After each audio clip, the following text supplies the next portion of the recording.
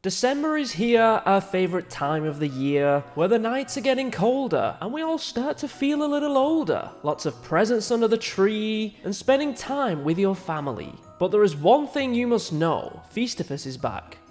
So let's get on with the show.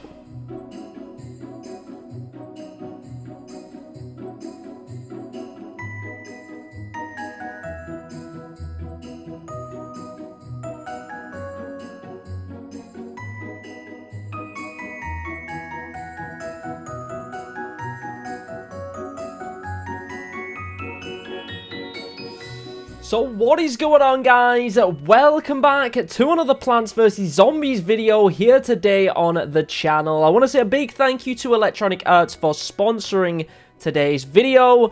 And we are going to be taking a look at the Feastivus event going on in Plants vs Zombies 2 right now until January the 5th. We're also going to be doing 12 days of Feastivus in today's video as well, a little twist on 12 days of Christmas. And for each one of the 12 days, we're going to be showcasing a winter or ice-themed plant that has been available in the Plants vs Zombies franchise. But we are going to start off today's video by taking a look at that Feastivus event happening in Plants vs Zombies 2. Of course, if you guys have been logging onto Plants vs Zombies 2, you would already notice that there is a Feastivus calendar where each day you can log in and get yourself a special reward. That started on December the 12th and will be continuing until December the 26th. On top of that, there is also going to be a special Feastivus themed event starting on December the 24th until January the 5th. And it's going to be featuring a variety of different plants, including the Ice Bloom, the Boing Setter, the Mistletoe, the Holly Barrier, the Sapling, the Cold Snapdragon, and the Snow Pea. There is also Feastivus Pinata parties going on in-game as well, where you can unlock amazing costumes for your plants. And there's also various exciting offers, bundles, and sales in the store, so make sure you guys go ahead and check them out. Plants vs Zombies also recently added a brand new winter themed plant called the Iceweed, and that's where we're going to start with our 12 days of Feastivus. So for the first day of Feastivus, we have the Iceweed, which I have made a video on in the past. If you guys want to go check it out, the link to that video is down in the description. But a quick overview of this amazing plant is, of course, it is like the chili cousin of the spikeweed. You place it on the ground and the zombies will walk over it, taking damage while they're stood on top of it. However, the Iceweed is going to slow the zombies down and therefore deal more damage over time. Make sure you're playing the game and obtaining seed packets to unlock this plant simply by playing the game. You've got until January the 2nd, so make sure you jump on it quick. For the second day of Feastivus, we have the Iceberg Lettuce, which was introduced in Plants vs Zombies 2. It is an instant use plant where when you place it down on the board, as soon as a zombie comes in contact with it, that zombie is going to be frozen for 10 seconds. The Iceberg Lettuce was also being worked on to be a playable character in the third-person shooter Plants vs Zombies Battle for Neighborville. However, Justin Weeb, the ex-creative director of Battle for Neighborville, confirmed that they didn't have enough time, so the Iceberg Lettuce, unfortunately, never made it to the game. For the third day of Feastivus, we are taking a look at the Snow Pea, one of the longest running characters in the Plants vs Zombies franchise. The Snow Pea was originally introduced in Plants vs Zombies 1, made a return in Plants vs Zombies 2, Plants vs Zombies Heroes, and was even a playable character under the name Ice Pea in Garden Warfare 1 and Garden Warfare 2. It also remained a potted plant in Garden Warfare 1, so this plant has definitely made a name for itself and become an iconic plant in the Plants vs Zombies universe.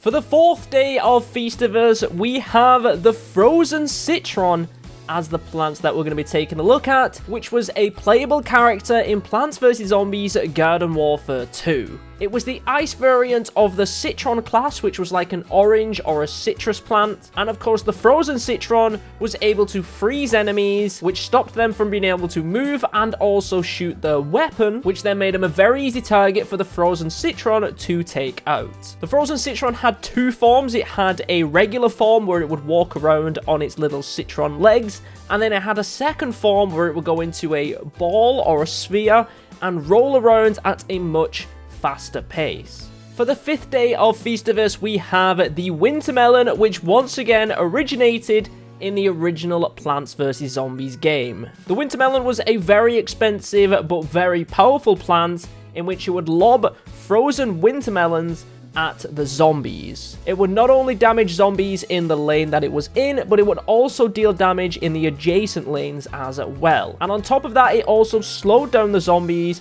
to make them an easier target for not only the Wintermelon, but other plants as well. The Wintermelon then also went on to make an appearance in Plants vs. Zombies 2, and also an appearance in Plants vs. Zombies Heroes.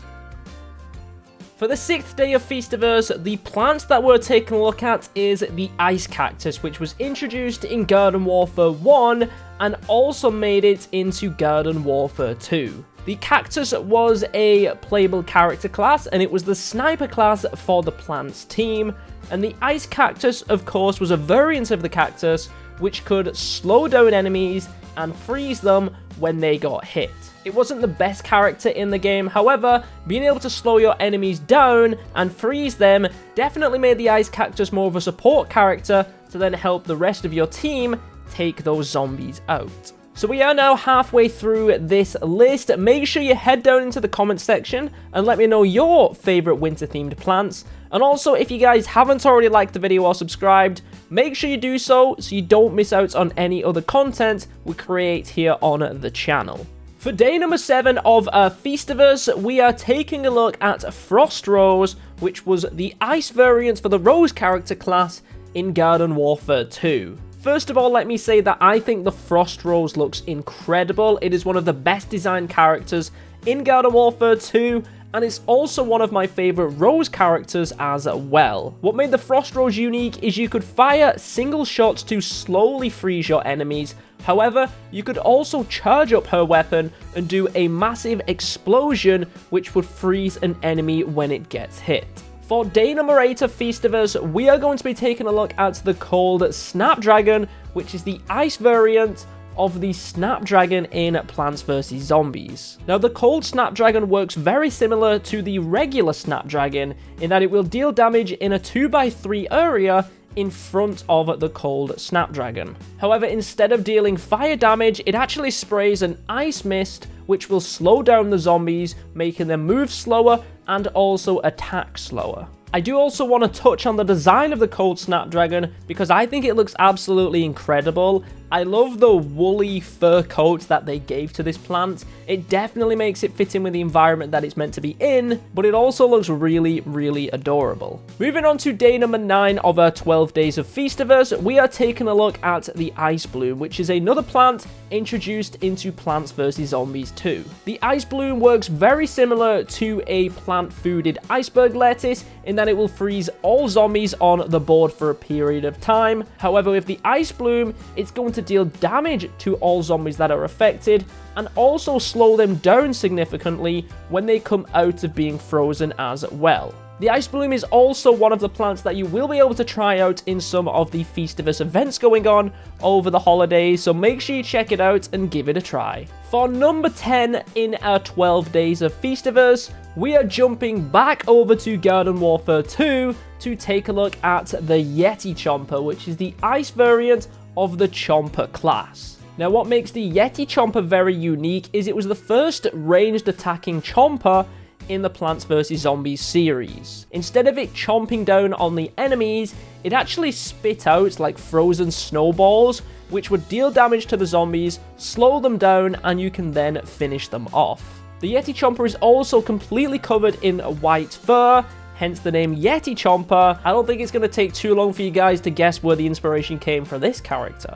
For day number 11 in our 12 days of Feastivus, we are taking a look at the plant Mistletoe, which was introduced into Plants vs. Zombies 2 in the Feastivus event in 2016. The Mistletoe acts very similar to the banana launcher, where when she creates a snowball, you can fire that snowball into the sky and it will land on a selected tile that you have chosen. And it will deal damage and slow down all zombies within a 3x3 radius of where it lands. And finally, for day number 12 of Feastivus, we are taking a look at the Ice Room, which was a plant introduced into Plants vs. Zombies 1. Now, the Ice Room in PvZ 1 worked very similar to the Ice Bloom in PvZ 2, where the Ice Room will freeze all plants on the board and then deal damage to them. The only difference is the Ice Room would need to be waken up by a coffee bean. Now, although the Ice Room didn't make it into Plants vs. Zombies 2, it did make it into Garden Warfare 1 and Garden Warfare 2 as a potted plant. And then when zombies got close to the Ice Room, it would explode and freeze all zombies in a certain radius. The Ice Room was one of my favourite plants to use in the Garden Warfare series, and although it didn't make it into Plants vs. Zombies 2, I'm glad that the Ice Bloom took some inspiration from the Ice Room. But there we go, guys. Those are 12 plants for 12 days of Feastivus.